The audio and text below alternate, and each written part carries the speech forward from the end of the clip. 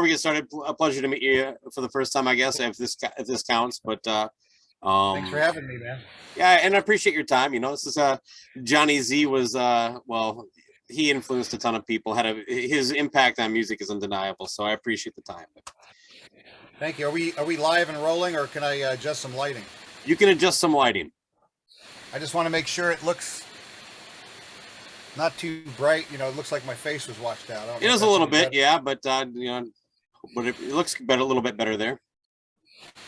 I'm just trying to move the lights off. If it's not, maybe that's too dark. I don't know. What do you think? I haven't seen any difference on my end. Not huge. I see it on mine. Okay. I'm just trying to deflect light. You know how it goes. Yeah. Just trying to find a side that is getting all the light. Oh man. That's better. That's better right there. All right. That's even. I just look at lighting. I've been doing a bit of acting and stuff for some things, small stuff, but you learn about these things, and I've also done the production side of lighting too. So Right on. Well, so, the angle is everything. The angle and the type of lighting and reflectors and so on and so forth. Do you have a good side? Have you narrowed that down? Like, I don't have a good side. It's all a bad side. Okay. All right. I was born under a bad side. That makes it two of us then. Well, I'm happy to welcome to the program Neil Turbin, of course, the original singer of Anthrax and the Death Riders. Now, I was checking out your website. It looks like you haven't done anything tour-wise in a while. What's up with the Death Riders? Give us an update. Going. I just haven't had a good webmaster that works on the type of program that I have. But there's so much social media that why not just put it out there? Mm-hmm. That's what people look at. Trying to drive people to a website. So that's mainly like the Death Riders Facebook page, and your page is the place to go for information. Well, all social media. Okay. I mean, media will pick up on you wherever you put your information. Pretty much, that's the way. You're surveilled and you're tracked no matter where you are these days. If you have a phone, you're tracked. And God only knows what else you might be tracked with. So, boy. But getting to the point of your question, the band's called Death Riders, and I know there's confusion. People are confused. I guess there's a lot of confusing things out there these days, but there's no confusion about the name. That's Death Riders, and that's based. Did I say it wrong? No, you said the Death Riders. Oh, but just okay. It's Death Riders, and we're based out of Sweden, near Gothenburg, Stenungsund. It's Gothenburg area. That's where Jonas Hornquist, who's the guitar player and co-writer, my partner with Death Riders, and also Richard Sward is there, and also Andy LaRock, who produced Death Riders Never Surrender single and video that's out on it's out on all the streaming platforms, as well as on YouTube and Spotify, and my solo album that I put out in 3, that's out on the same platforms, just so people can check that out if they're curious.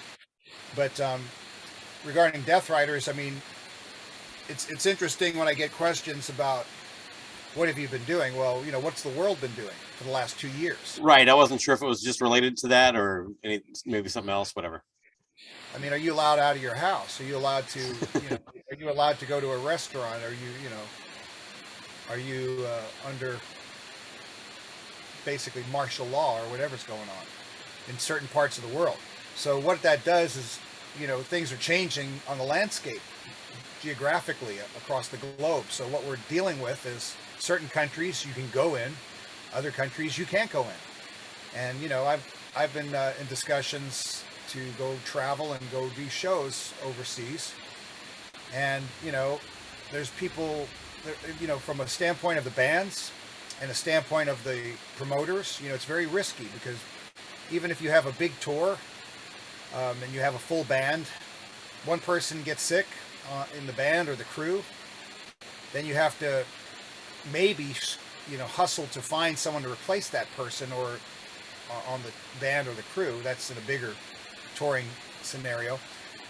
But if it's just you, you just have to be able to get the approval, the credentials, so to speak, to get into the country or get back to this country. So, there's all of those concerns, and it's just based on, protocol. That's all it is. And, when the protocol is difficult, then it makes everything difficult. And I think it's very risky for, the promoter to make an investment and then, have the tour go to, just crash, because of the protocol. You have to have a test, you have to have this, that, and the other.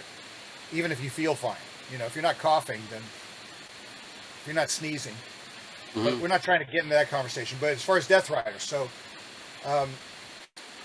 looking forward to the chance to get back to Europe. So, we could play some more shows with Jonas, if that's a possibility, and also my good friend and colleague Gert Nybor, who plays with Highway Child, and also August Life.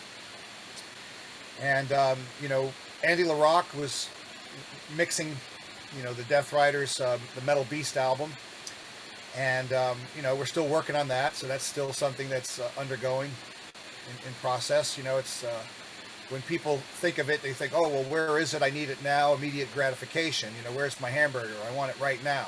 I can't wait. Where is it? Give it now. But you're not paying for it, and you're not financing it, and you're not doing, people's schedule and people's availability and, their life. And, if we're all 20 years old, then our life was maybe less complicated those days, but, we're past that. And, people have other obligations. They have other focuses, maybe it's their kids, maybe it's their job, maybe it's their parents, maybe, taking care of them. Maybe, who knows? Maybe it's, they're scared to leave the house because of the media. Maybe. But in any event, from my standpoint, Death Riders, I've been doing it a long time, and we're going to keep doing it. And, there is a video that's out to check out, and there are songs out there, even on Reverb Nation, streaming ones that I gave out there just for people to check it out, demo form.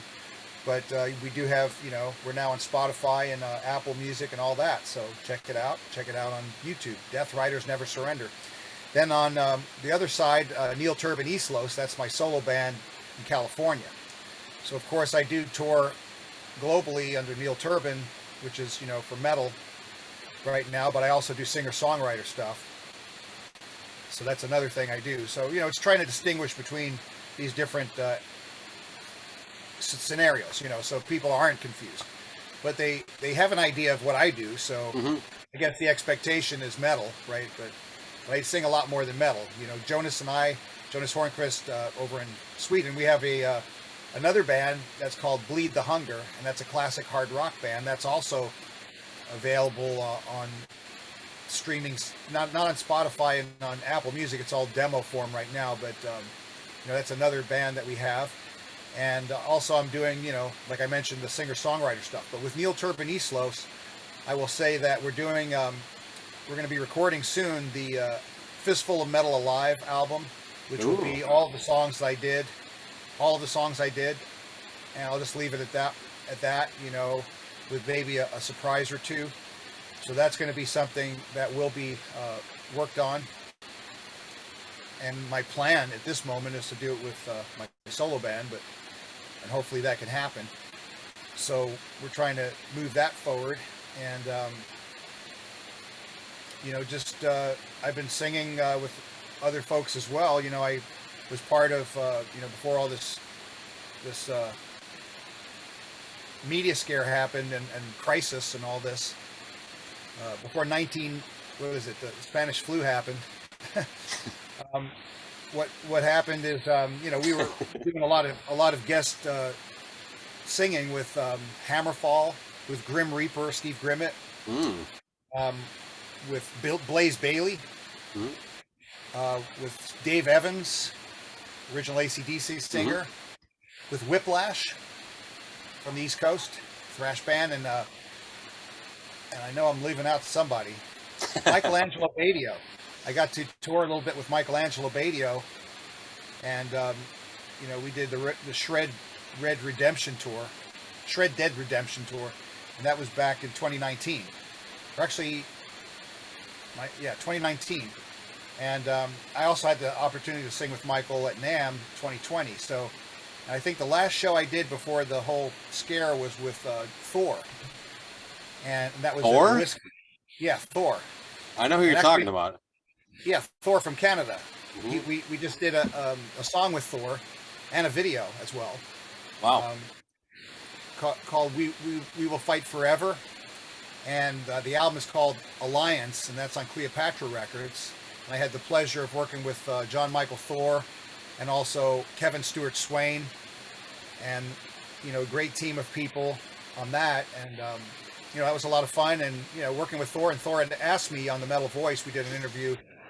He had asked me to sing with him. In other words, to represent him.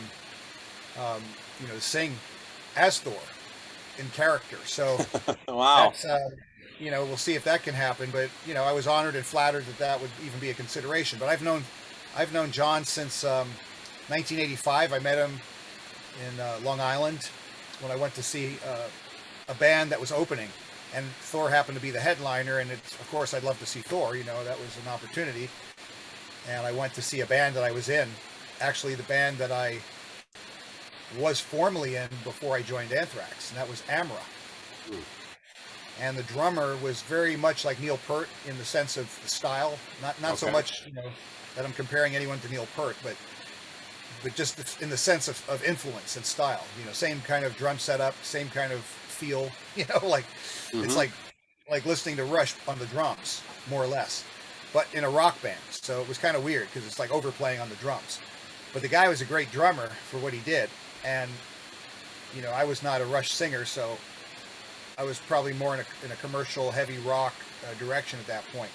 So we moved out of that band and into Anthrax soon after. And that was in 82, in the summertime of 82. But actually, yeah, so I have my dates. So actually, I'm trying to think about the dates. I'm not going to quiz you on this later if it's all right. I might have gone there earlier. Actually, you know what? I think it was earlier because I don't think I went to see Thor in 85. So I guess I had my I'll have to look at the history, what long the date time was. ago, man. Yeah, but it was probably back in 82 that I went to see this band. But anyway, so that was kind of like a door that closed, one door shut, one door open kind of thing. So we joined Anthrax after, kind of meeting with them and all that stuff, and kind of having a few meetings and checking out demo tapes and all that. It just didn't happen overnight, but it was a couple of days. People had to talk, figure it out. But back to the point of what I'm doing, at least, Neil Turbin. Quite a bit. Yeah, I'll just make it brief. Neil Turbin globally, Neil Turbin East Los in the U.S. right now. We've also played international dates as well. So, would love to tour with Neil Turbin East Los and the boys in East Los Angeles and surrounding. And, as a thrash band. And we're also writing new songs as well with Neil Turbin East Los. So that's another aspect that I wanted to point out. And of course, with Jonas, we've got a lot of songs, and we've got, 2 full albums ready, full of songs, just, finishing up production, finishing up recording. There's some things that need to still be recorded and repaired. And, you can't put out half a song, right? You're right. Work. So I don't need to explain that. It's like, that's what it is. And everything costs money. Everything takes resources. It takes time, and a lot of it, and a lot of focus, and getting it together. And I think the things that happened in the last couple of years or so, have definitely thrown a lot of people's schedules off, a lot of people's balance off. So I think getting recalibrated is really what it's about. But I just keep on going. I never stop singing live. I'm always singing, and I'm always playing, and I'm always rocking. So that's what I was born to do. And for me, I'd rather do that and be true to myself, be true to the people that are true. And I was just never a good ass kisser. I'd love to be good at that, because there's some people that are upward movers. You know, they're opportunists and they're great at that. Me, I have to be real. I have to keep it real and just be straight, you know, and, you know, tell people fuck you if that's what I'm going to tell them, you know, and they can tell me that too. And I'd rather have them tell me that than give me a bunch of, you know, romancing bullshit, you know, like just let's get to the point. You know, if people don't like me or they don't like my music, fine. You know, they don't like my singing, that's fine. That's okay. I'm okay with that. And I'm also okay with people that appreciate it. And, you know, it's both sides of the sword, you know. And I think there's a lot of things that people think or they presume, but until you get to talk to someone, until you get to know somebody, you don't really know what they're about. So there's a lot of people that presume stuff. They presume a lot of things. And, you know, hopefully we can clear any of that up. All right. People can ask me anything, anytime. I'm not afraid to face it, you know. Yeah, you're actually quite responsive. I can attest. Well, I asked you to come on because metal legend, especially thrash metal legend, Jonny Z, who started Megaforce Records, recently passed away. The report I got was of COPD. I don't really know that much about that, but he was 69 years old. I think it was February 2nd was the actual date of his passing. His wife, Marcia, almost a year earlier, like early in January 2021, passed of cancer. So just wanted to touch on somebody who at least knew the man, especially from the early days. But you're out in California now. You were basically a New York kid, or? Yeah, I'm from New York originally, born and bred in Brooklyn and Queens. You know, originally from Brooklyn, Bed-Stuy, do or die. Yeah. And then, you know, grew up in Queens and of course Manhattan, the city as we call it. And you know, things have changed. You know, whatever was the past, that's a memory. You know, it doesn't exist anymore. The days of those days. So, but yes, regarding John Zazula, Jonny Z. Well, hey, let me ask you, when did you first meet him? Well, I met Jonny Z back in 1982. So I've known Johnny for a while, and in Marcia, and you know, when I was with Anthrax, we used to go. You know, I mean, I like to forget some things, but I can't help but remember a lot of things. That's just the way my memory works. There's some people that have a hard time remembering. For me, it's like the opposite. I like to forget some things, but I do remember. You know, Scott had this car. He had this brown. It was not a Grand. It was like a Grand Prix or a Monte Carlo, something like that. You know, like a 1977 or 76. A pretty fancy hot rod car for back in those days when we were kids. You know, so he would pick us up. You know, at that point, my car was toast. You know, so we drove. You know, across the Bronx and across the bridge and across or the tunnel to go to New Jersey. And out to New Jersey. So we're coming from Queens. We lived near each other in Bayside, New York. Scott lived in the ritzy area of Bay Terrace, and so did Dan Looker. And Dan Looker lived right near there. I lived in the not as fancy part, and the more hood part. And then they would pick me up, and then we'd go over to Rock and Roll Heaven, which was in the flea market originally in New Jersey. So we would go visit Jonny Z, and he'd have, you know, all of these releases from, you know, these imported LPs and picture discs. He'd have, you know, bands that, you know, some of us never heard of, you know, unless you read Kerrang, unless you read, you know, NME, was it New Music Express or something from UK, and you know, some of the other publications, Aardschok from Holland, from Netherlands. You know, Metal Hammer eventually. You know, some of the different magazines that were out in those days. But it was pretty much Kerrang. You know, it was the earlier days of Kerrang, when it was really a metal publication, or metal was really heavy metal. It was really accepted. And heavy metal is different than whatever people are thinking that it is today that might be watching this. So it's really a different thing. I mean, Whitesnake was heavy metal. Mm-hmm. You know, that was, people might say that's not heavy metal. That was heavy metal. Aerosmith was in there, you know. It was bands that anything that had a distorted guitar, right, or a vocal that kind of pushed the envelope a bit, or not, you know. I think the probably where the place where you call it would probably be like Dire Straits or U2, you know, like there's probably a place where it's not really Kerrang material, but even Right. some of those bands ended up in there. But there was a lot of the European acts, a lot of the British bands. You know, you'd see Saxon, you'd see, I mean, I don't have to explain about Kerrang. You know, you see Venom, you see Metallica. So we were excited about going to see Jonny Z. He had these magazines that were like the Holy Grail. You know, it told us what the scene was internationally. At that time, it was an exciting scene. You had international bands. You had Loudness from Japan singing in Japanese, the way I really liked it. Okay. And you had bands from Germany singing in German, which is the way I really liked it. You had bands like Warning from France singing in French. Sortilege singing in French. You had these amazing bands globally. And you had bands that were on Shrapnel Records and Metal Blade. And you had, you know, and this is just the beginnings, even before, like, you know, there was like the compilation album from Metal Blade where they put out, you know, different bands, and that's when you started learning about, oh, this band has a demo tape where they put it out on an album. And that's where a lot of things kind of started happening for bands. And then, you know, so Jonny Z was really the guy that was pushing this. And then you had Bleecker Bob's, okay, in the Village in New York. So Bleecker Bob's also had the vinyl. They had quite a, you know, serious inventory, and they had all the cool picture discs, and they had a great spot right on 8th Street in the Village. So it's like you would go there and you would find your vinyl at Bleecker Bob's and you'd pay for it.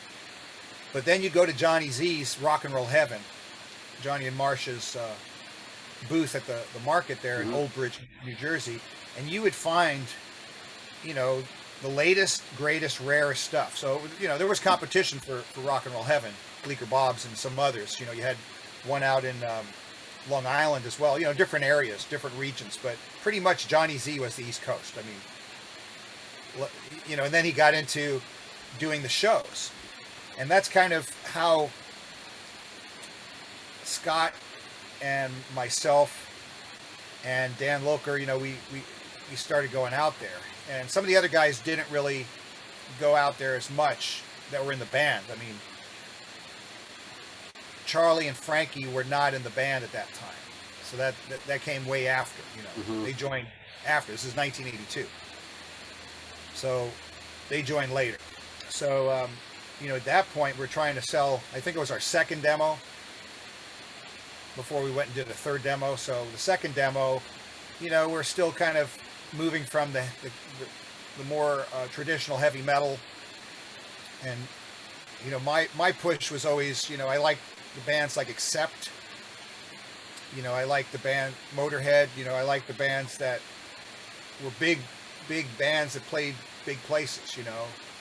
Dio, you know, Black Sabbath, of course, but Dio and Halford and, you know, Judas Priest. You know, I saw Judas Priest play the Pier in New York on the West Side, and it was the last show of the tour, on the Point of Entry tour, and, you know, they took off their vests and their belts and they gave them out to the audience. Like, wow. And the band was so on fire. And then, you know, I went and saw him with Scott. I actually went to the concert with him. We actually used to hang out a number of times. We went to amusement parks and other places. We go to the Village, go shopping even. So we went to what I was telling you about my memory, right? I like to forget some things, but so anyway, I remember, you know, we went to Six Flags in New Jersey at the time. And that's when I found out I couldn't do roller coasters anymore. No. You know, you get to that age where, oh man, this is, it wasn't like when I was younger, you know, and I was not that old. I mean, I was like 20 or something, 19. But anyway, so we were at the Judas Priest, Iron Maiden, Number of the Beast, and Judas Priest Screaming for Vengeance. Wow. Madison Square Garden. Pretty hard to top that lineup for metal. I mean, the tour of Forever. You know, what an amazing. I mean, I saw Kiss Alive too at Madison Square Garden, and that was incredible. And as far as a stage show, you can't really beat that. But as far as performances, you know, Number of the Beast in its prime, and also, you know, Judas Priest. That was just unbelievable. Screaming for Vengeance, and the way that these bands pulled it off live, just amazing and incredible. And then I was there, Scott and I, and just floored. So you see this stuff, and you're like, well, we got some work to do, don't we?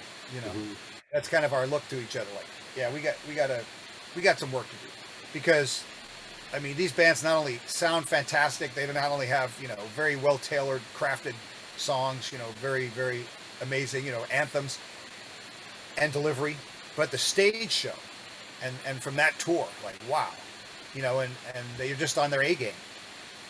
And, it's a long way to go to get there. Right. And then on top of that, the Kiss stage show. I mean, how do you even begin to try, how do you have elevators on stage and fire and blood and, Yeah. And Kiss was a solid band and had, very strong anthems and, great performances. So, I mean, different thing than the other two bands, but still amazing, very theatrical, right? But the other bands were amazing. And, and then along comes Metallica. Of course we had Motorhead, we had Accept, we had Fast as a Shark, we had, Ace of Spades. Overkill. We had these bands. I mean, I was always very in tune with this stuff because I worked at Max's Kansas City when I was 15 years old. So this is where a lot of these bands came through.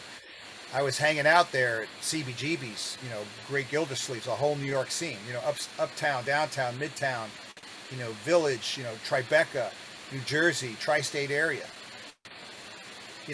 Grew up with the Twisted Sister and the Rat Race Choir and the Zebra and all the bands, all the cover bands. And it's kind of ironic that it does a complete turnaround, but I'm trying to get back on the road here. So back onto the Jonny Z, which is really, Johnny, I didn't mean to not talk about that, but Johnny, I want to say this about John Zazula.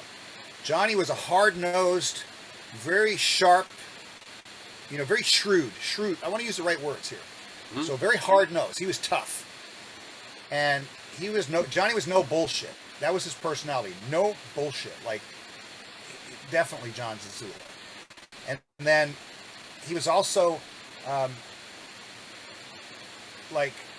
he was not a pushover. He's not someone that you're going to hand a tape and say, or his or her tape, sign us up. Like, what is this crap, Right. But he won't say that. He wouldn't say this is crap. Look, you guys keep working at it, and come back and see me. Or, he wasn't even wanting to see you. Like, don't come back and see me, but keep working at it. You know what I mean? Like, that's it.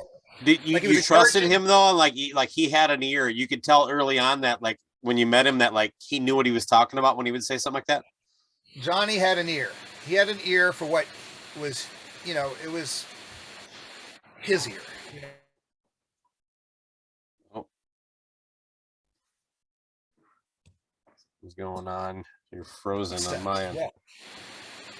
And his sense was, he understood this kind of music, and he came from, Grateful Dead and Rolling Stones and, Blue Cheer and, and Cream, and, he came from Woodstock, and he came from Jimi Hendrix. He came from, the 60s and the 70s. And so he understood that music, but he also was a visionary in the sense of, he signed Manowar. He signed Ace Frehley. He signed King's X. He signed Anthrax. He signed Metallica. I mean, I'm not going in the right order. Oh, that's all right. He signed bands, and then later on, he signed Testament, Legacy. He signed Overkill. I mean, he understood not so much what, I don't know that he was necessarily thinking, like, I know he was thinking profit margin, there's definitely right. Like, make money, but it was not just that. It was going in a direction of a certain style or a certain sound. It was much more than just, if you want to go into business and make money, there's probably better things you can do than music, especially these days. And back then it wasn't much different. It was hard, it was tough, but the difference was it was different, and there were opportunities, and also, well, and to your point, Neil, thrash metal, especially at that time when like you mentioned Combat Metal Blade, but Megaforce, the people putting their time into that, they're not expecting the type of explosion that it ended up being. You know what I mean? You're doing it because you're passionate. You know what I mean? Right, exactly. And that's really a key to being successful is doing what you love to do and being good at, it's a pleasure to be good at what you love to do. Yeah. It may not be a pleasure to be good at what you don't love to do, like digging ditches, you know, or shoveling snow, or cleaning, or filing, or accounting, or whatever. But if you love to, you know, put stitches in people and open their hearts up, you know, then that's something people love to do, I guess. But I love music. You know, what can I say? I love writing music. I love working with people. That I love to lift people up from my standpoint.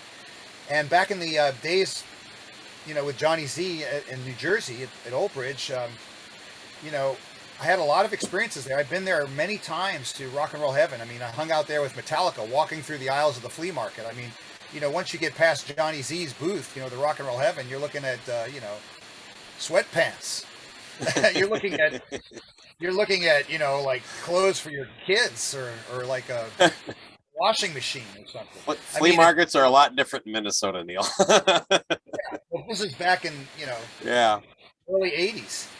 But it was freaking cool. I mean, I can't even tell you how amazing that store was. And, you know, Scott was the only one that had enough, you know, that had wads of cash to go and buy all these releases, you know, all of these picture discs and all of these rare, you know, I was lucky if I had $2 in my pocket, you know, $5. You know, you could buy a slice of pizza in those days for $1.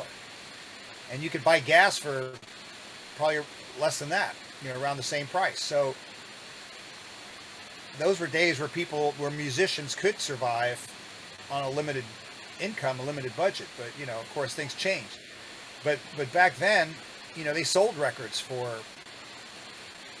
regular albums. I mean, I can actually remember, probably even before then, you know, the $5.99s. Yeah. I think at that time it was probably like up to, you know, $9.99. That was like the magic number, right, for all the big retailers. And then at that time, $9.99, that's like to buy some generic thing that you'd buy at Walmart. And Walmart didn't exist then, I don't think. But what you're talking about is import albums, $25. Like, holy shit! Now we're talking money. You know, that's a lot. Not a lot of money today, but then, like, $25 for this accept picture disc, man. That's a lot of money today for a record, but it is what they're charging. Yeah. $50 back then for the King Diamond. You know, for the you know, Merciful Fate single.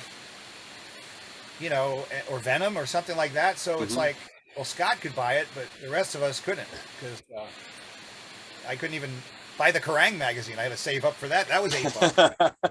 You know, back in Britain, it was a lot less than that. You know, you could probably buy that for a couple of bucks or so. Do you know how Jonny got into that? Like, because obviously you have to have a connection and just started an importing deal, right? Well, you know, I don't know all the details, but I know that him and Marcia, you know, they really struck a balance. And they were not pushover people. They were not, you know, these were not the kind of people that were kiss-ass people. These were not those kind of people. They were very shrewd, very, very shrewd, very, very, you know, focused people, very passionate about what they loved. And, you know, they really loved Venom. They really loved Metallica. You know, when I was there, we also went to some shows with Anvil when he brought Anvil out. So I went to the Riot Anvil Raven show. But I was at the Anvil show, which they played like a club in somewhere in upstate New York or New Jersey or somewhere like that. Just like Nyack, New Jersey or some place like that. So we were at some of these early shows. And of course we did a bunch of shows. We toured with Metallica. We did a bunch of shows with them. I sang on stage with Metallica. I had James on my shoulders, you know, that sort of thing. On New Year's Eve, 1983. It was actually into 1984. So, I mean, there's a lot of history and a lot of interactions, you know, hanging out with Metallica. I mean, we were in Queens with Metallica. And I'll tell the story someday, but there was some stuff that happened. there was some stuff that happened. And, you know, like the stuff that happened, and also with Cliff Burton, you know, and for me, the person that I got along with the best in Metallica was Cliff Burton, because Cliff was authentic as it gets. You know, he was he was real. He was just, you know, his when he said something, he wasn't bullshitting you. And not that the other guys were, but it's just, you know, he was just that kind of guy. He was grassroots, you know, he was very earthy, you know, kind of guy. You know, like the Lynyrd Skynyrd metal guy, you know, he was just with the bell bottoms and the hair, it was one length, you know, he was just that guy always. I like that. And I love that about Cliff, and he was always authentic. You know, you knew what you were getting. You know, you knew he was solid, you know, real. And, you know, and what I mean by saying that or bringing it up is like, you know how these trends come out and people all of a sudden, you know, they're making fun of something and then all of a sudden then they're wearing that style or they're wearing that jacket or those shoes. They're laughing at you, and then the next year, like the next season, oh. I mean, I had that happen to me, and one minute they're making fun of you, they're trying to put you down, and the next minute, oh, well, look at them now, look what they're doing. Like, right. I think a lot of metalheads can relate to that. But Cliff, he didn't change. You know, he was Cliff, and he had his thing. You know, and that's what that's what's timeless about him. He's timeless. I mean, you look at the guy. Photos. He's timeless. You know, he was the same guy that he always was, you know, all the way through, and that's the way John Zazula was. He was the same guy that he always was. I think Marsh Zazula too. And, you know, the reason I say I think, well, this is what happened. So when the split happened with Anthrax and myself, you know, and it was a long time coming because there was a lot of, you know, it was never a family. It was never, I wanted a team and that's what I worked for, but it was never a team. You know, people had their own goals, their own personal goals, their own, you know, and the environment for me, being in that band was always, you know, being hit with stuff like surprise, you know, like having the rug pulled out from under you all the time. In other words, it wasn't an easygoing environment. It was never, you know, calm and simple. Okay. But it was very regimented with rehearsal, and there wasn't a lot of communication. It was like go in there, and they were loud as possible. So you couldn't write anything in rehearsal. You couldn't communicate. It was just that kind of thing. And in the early days where I hung out with Scott and his girlfriend, and we went, you know, to different places, you know, we were talking, we were hanging out.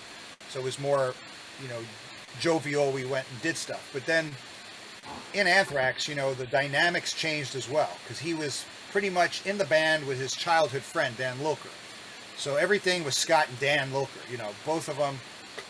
It was like, it wasn't really a band. It was more like they're friends and everyone else is in the back of the bus, you know, kind of thing. So that's kind of really, in a sense, what it was, because from a democratic standpoint or from a constitutional republic standpoint, there was nothing fair or equal or reasonable about it. And, you know, my experience at that time was, you know, being in a band, it's like, hey, we're all in this together, right? We're all part of the team. And that's, you know, coming from an empathic type of perspective. But, you know, it was always more of a toxic, you know, manipulative, exclusionary, bullying standpoint where you're left out of things, kept out of information, kept in the dark. So it was that in those days. And it was, you know, these guys and those guys, you know, kind of thing.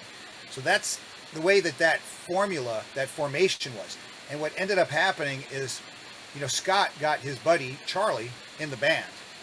And my foolishness was I confided in Charlie and I thought, oh, here, this guy is reasonable okay. and people and even. Because Charlie wanted to write all the songs because Charlie played guitar. He wanted to write the songs. He wanted, you know, they both wanted to be more focal and get the attention. You know, it's about seeking the attention and the accolades.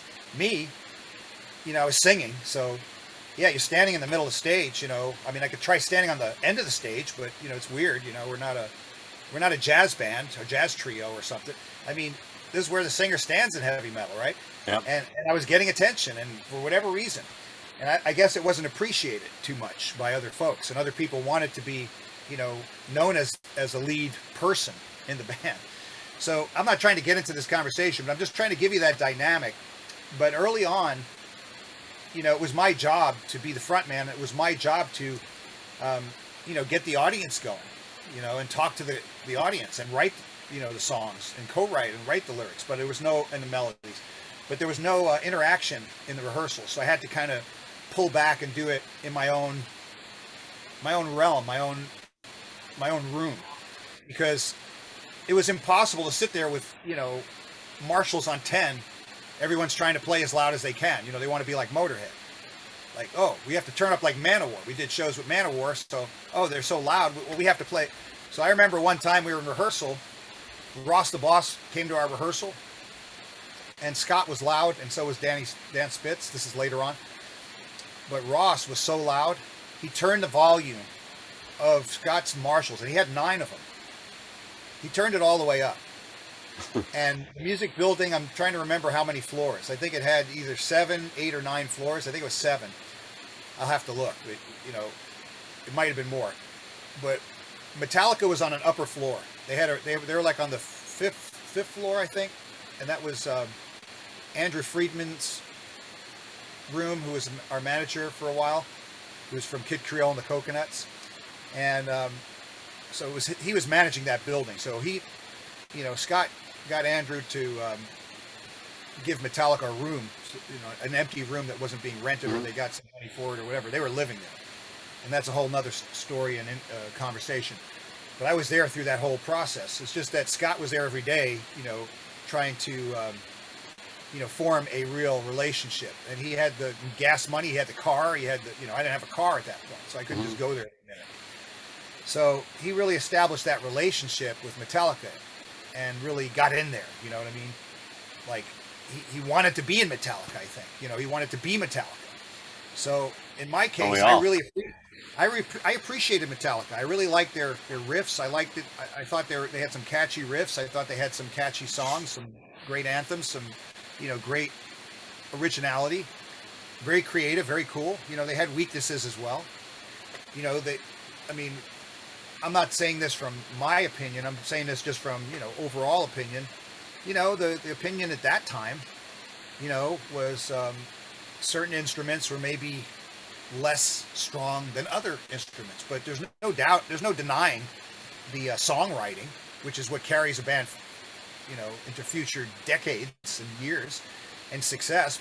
But they had the catchy songwriting. They had, a certain sound, a certain chemistry that is absolutely what it takes.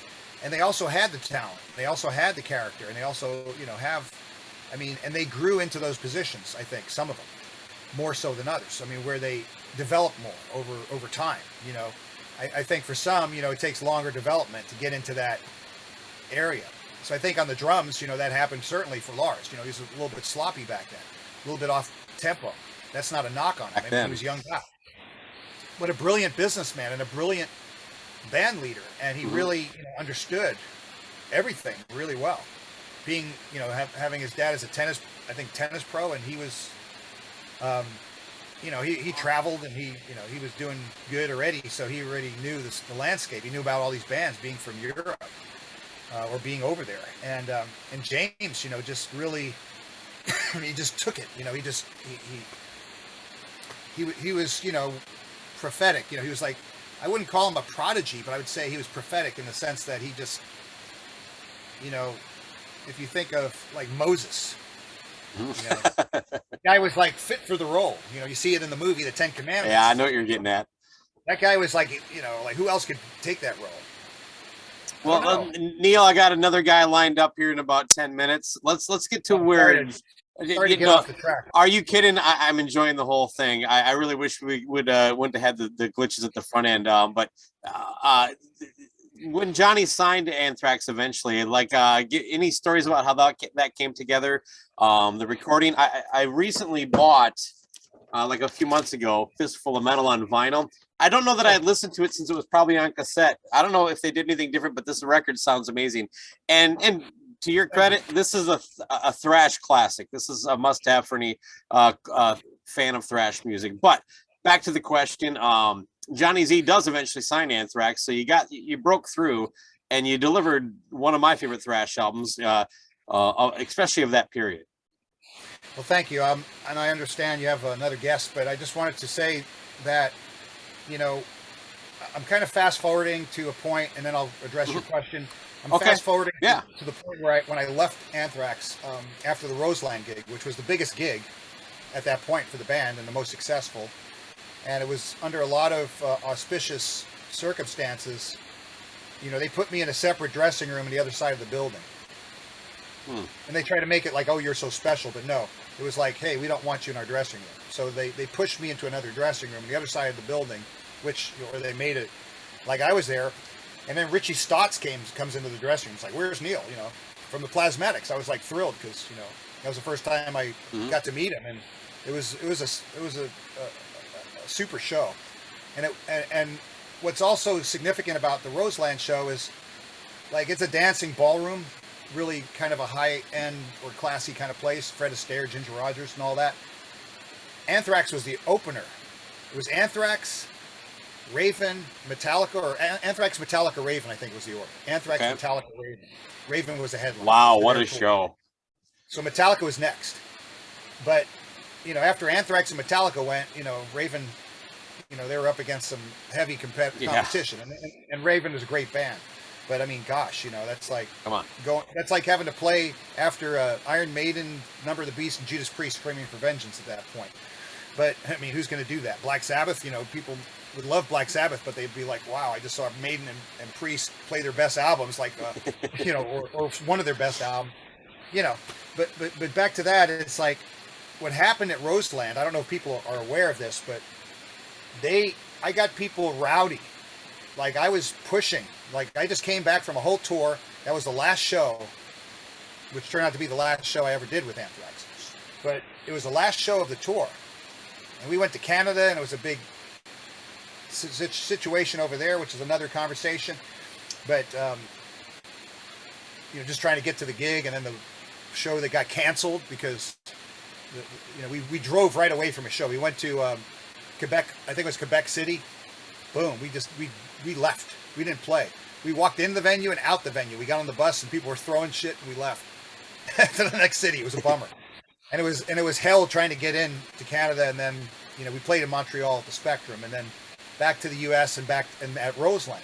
And that was a lot of tumultuous, very, you know, challenging times in terms of the clashing inside the band. You know, it was like everyone wanted to murder me or something, you know, and I was being threatened and all kinds of stuff, you know, so it was terrible. But so I was put in a separate place in Roseland. But anyway, the show itself I thought went off very well, at least on stage in the show. And what I was getting at is they ripped off the lights on the walls. They had these really nice little lantern type lights at Roseland. I got the fans going. Like, I just amped them up, and I was just telling them stuff, you know, to get them very excited. I wish we had a recording of that show somewhere, audio or video or whatever. But they ripped those lanterns off. They destroyed the bathrooms. They ripped the shit off. So I can say that based on what information I was given, that was the first and last metal band that was ever going to play Roseland at that time. And I think, you know, that show kept going. You know, of course, Metallica and Raven played, but there wasn't another metal show there for quite some time.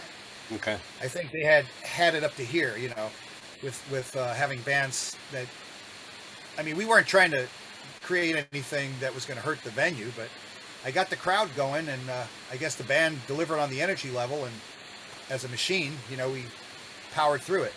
And going back to the Jonny Z topic, which is really the main thrust here and the main focus, I just wanted to share that, but it just gives you a bigger picture, you know, a bigger perspective. So with Jonny Z, when I left the band after that show, and that's why I brought up that show, it happened 2 weeks later. I think Scott was trying to reach me on the phone, and I just, you know, after being treated the way I was, it's like I didn't need to talk to anybody. Okay. But after I got, he reached me on the phone. He says, okay, you're out of the band. You know, that was that.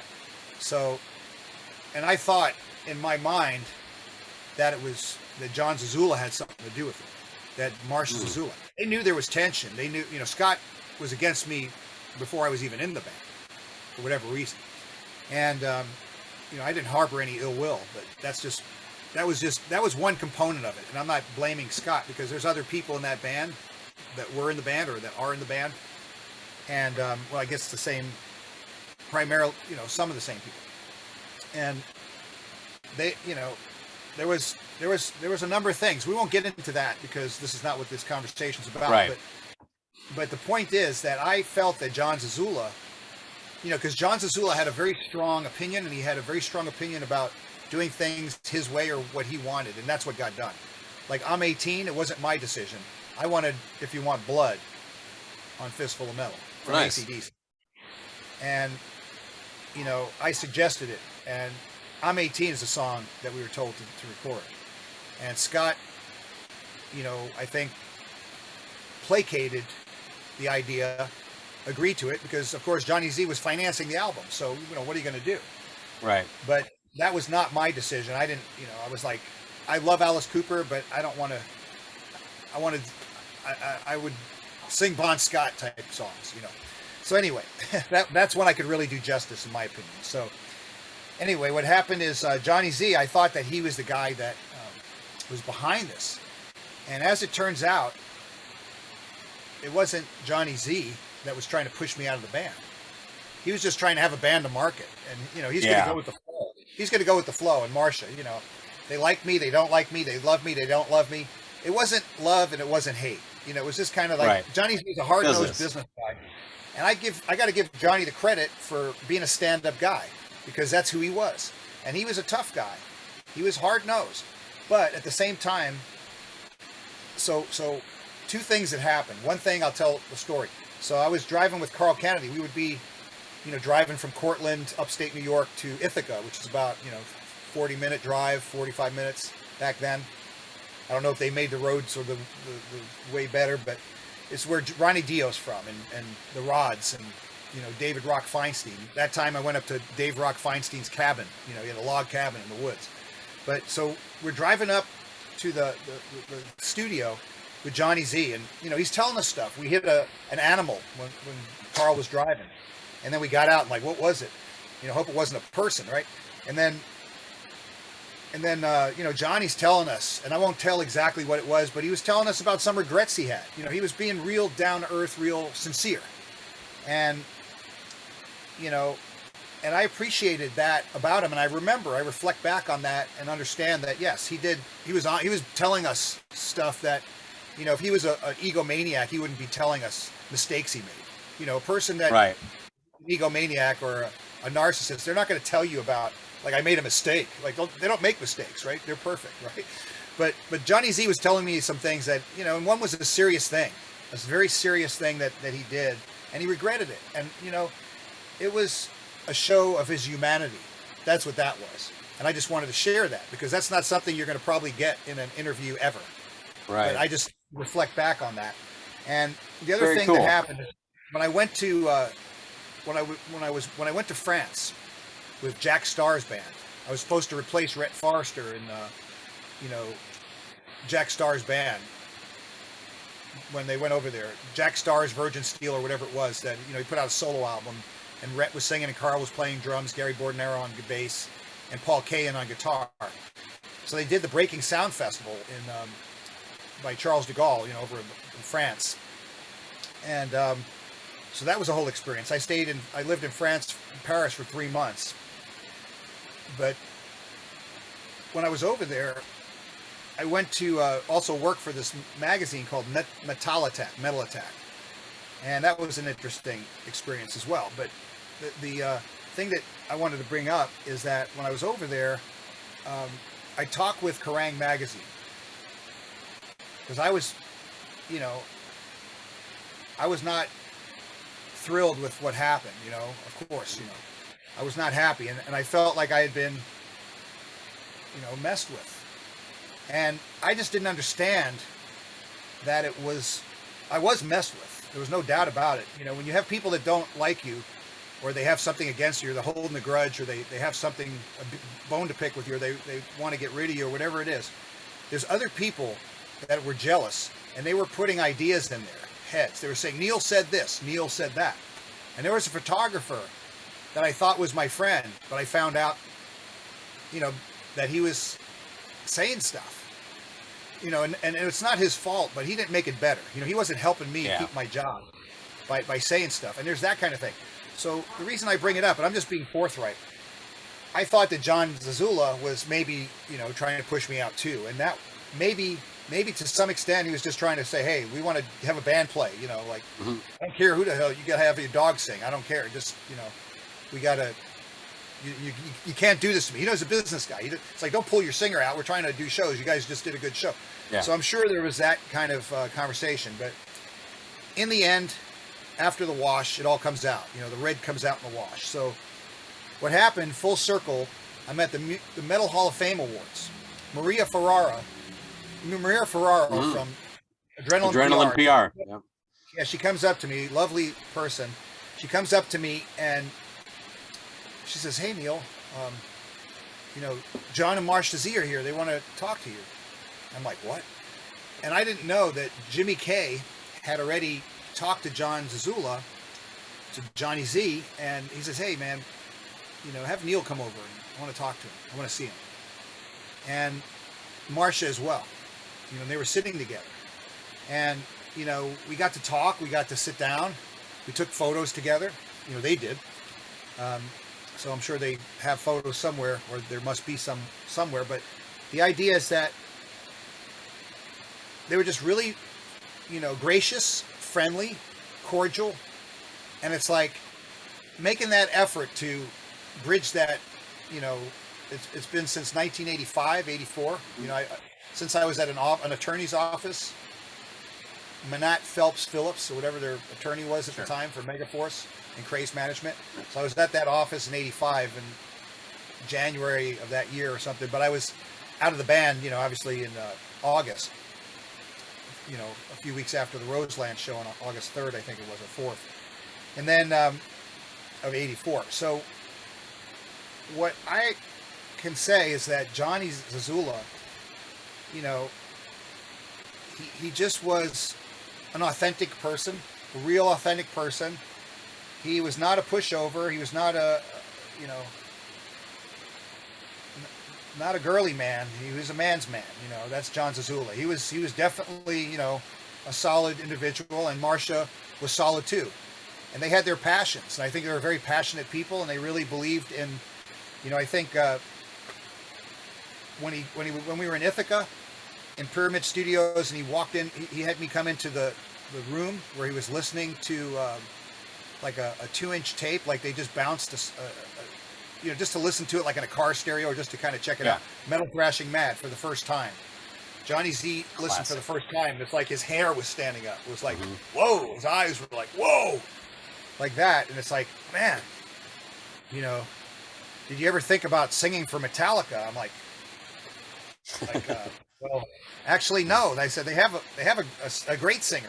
James does just fine. He fits that band. That's their chemistry. That's their thing. And also, I was in Anthrax. I mean, we were recording our album. Like, I wasn't thinking of joining another band. You weren't thinking of getting married to another woman. At that point, like, well, I'll just leave this one and go join that one. It's like a different chemistry, different personalities. Like, well, how am I going to get to rehearsals in San Francisco? Like, I live in New York. Like, how, and I'm, 20 years old. Like, how is this all going to, it wasn't even a thought. Yeah, now, maybe I get it. Yeah.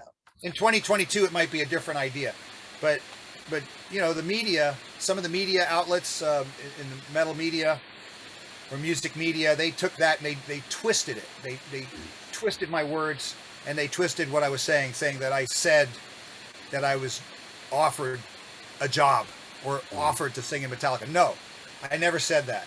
But what I did say is what Jonny Z said. And he said, did you ever think about singing for Metallica? And he was the manager for Metallica and Anthrax. Yeah.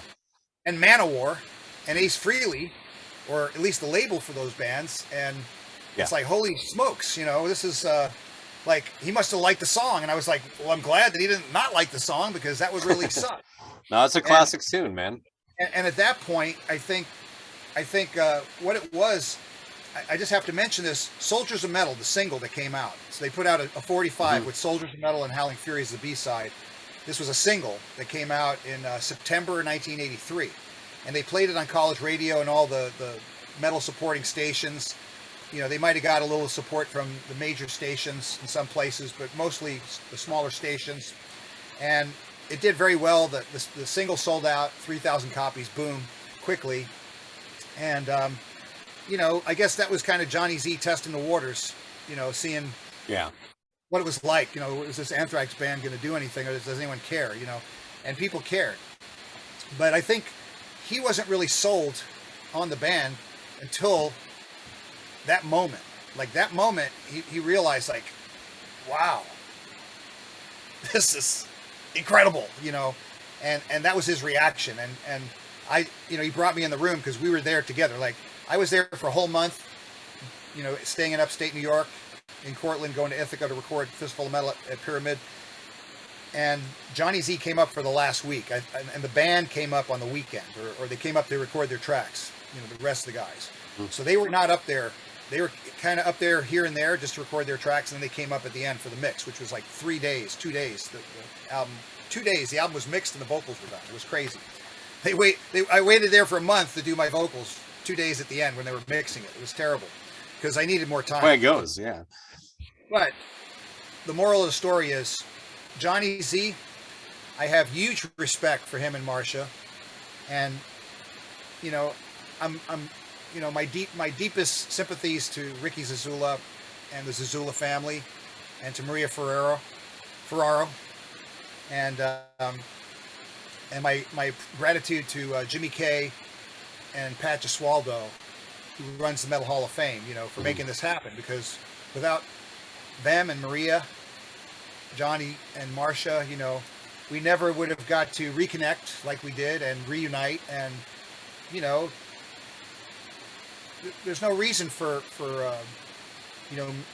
misperceptions. I mean, these things happen, and I was young too. I don't know everything. I still don't. I'm still learning. I'm still a student.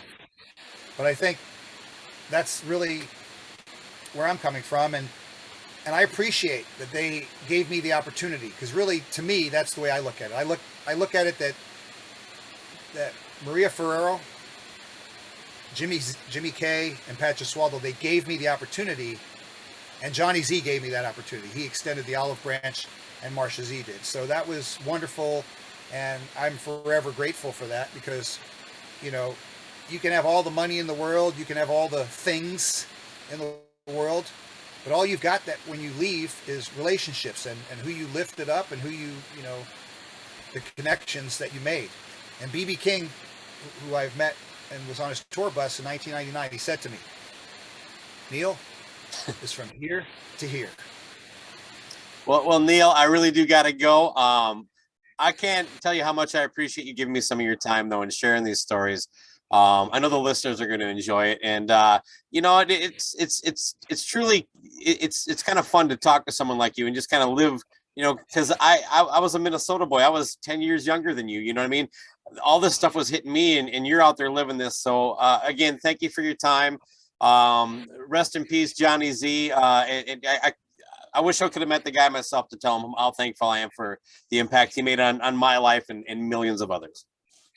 Yeah, he helped a lot of bands. He helped make careers. He helped make people very wealthy, and he helped a lot of people have, careers and opportunities. And from my perspective, it was an experience, and I just am grateful that I had the opportunity to reconnect, and it's, a relationship that was healed and that was uplifted for all involved. So I think that's really the beautiful thing that I impart from John Z and from Marcia Zazula as well, and from everybody that made that happen. So I'm very, eternally grateful for that. And, rest in peace, John Zazula, a great man, and someone that put thrash metal on the map. I mean, really, if you want to look at who invented thrash metal, I would say Jonny Z is the guy that made it happen. Without Jonny Zazula and Marcia Zazula, I mean,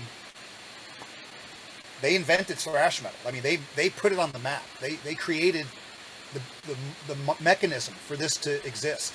Right. And they put Metallica out there. They put Anthrax out there. They put Testament out there. Overkill. I mean, on and on and on. So, thank you, Jonny Zazula, and thank you, Marcia Zazula. We love you, and as B.B. King said, from the heart. And thank you, Neil. Thank you, Jason, and thanks for having me on. And I didn't mean to get off on a tangent, but we're an abstract thinker. We don't.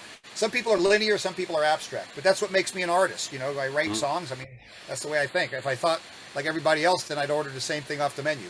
But I can eat dessert before I eat the main course, so I can go the other way. So it's all right. That's awesome.